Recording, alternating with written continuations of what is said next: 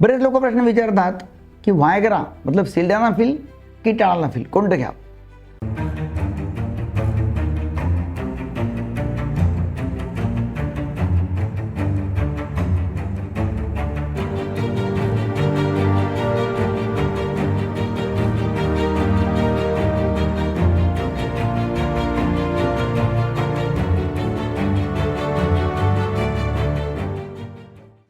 बरेच लोक प्रश्न विचारतात की व्हायग्रा मतलब सिल्डेनाफिल की टाळानाफिल कोणतं घ्या.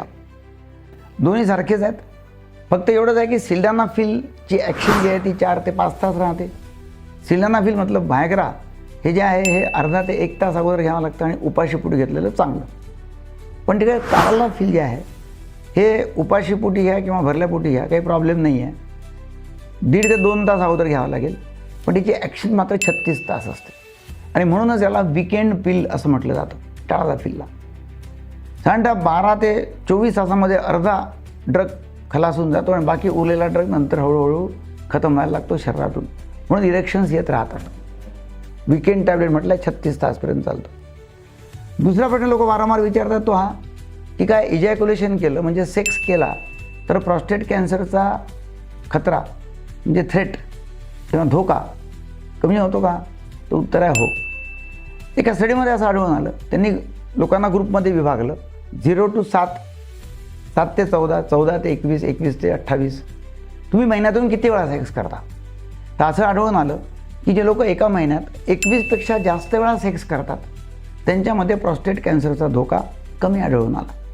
म्हणजे त्याचा अर्थ असा आहे की वारंवार इजॅक्युलेशन केल्याने सेमिनल फ्लुइड बाहेर पडत राहतं, प्रॉस्टेट फ्लुइड बाहेर पडत राहतं, त्यामुळे इन्फ्लेमेशनचे चान्सेस कमी होतात.